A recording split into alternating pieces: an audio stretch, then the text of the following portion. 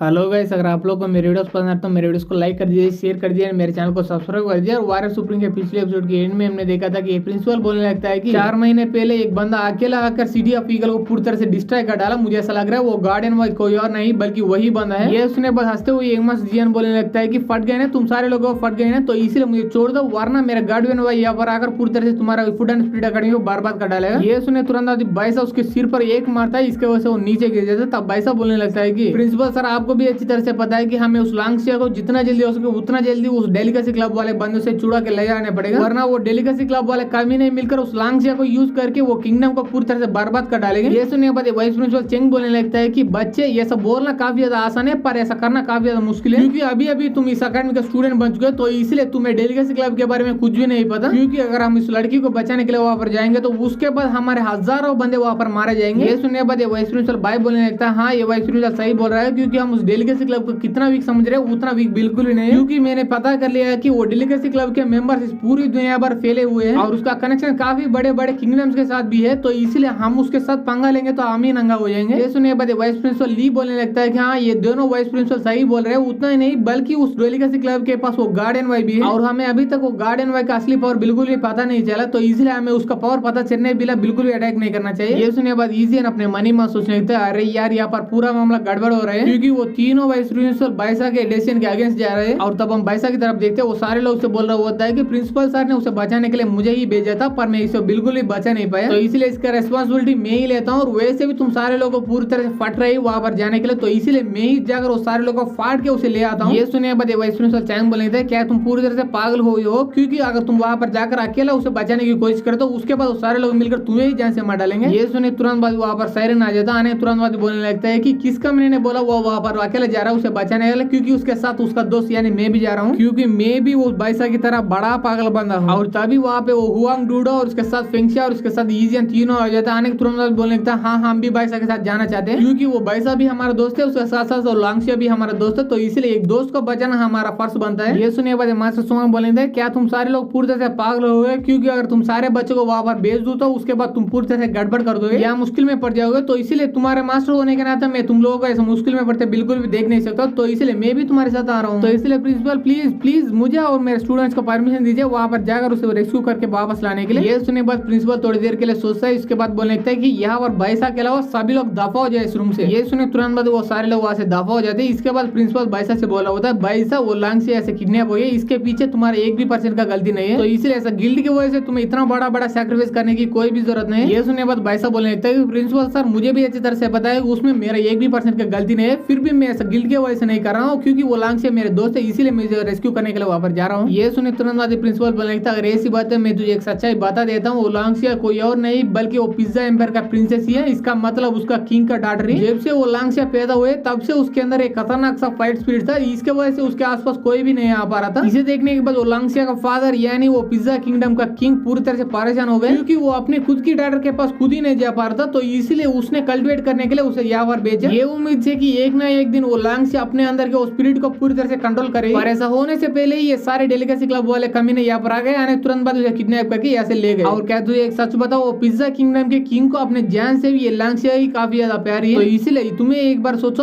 अगर उसका किडनैप होने के बारे में उसका पता चल गया है तो उसके बाद हमारे फूड एंड स्पिरिट अकेडमी के ऊपर भी मुसीबत आ सकती है। उतने में उस कमरे के अंदर कोई बंदा आ जाता है, आने के तुरंत बाद बोलने लगता है प्रिंसिपल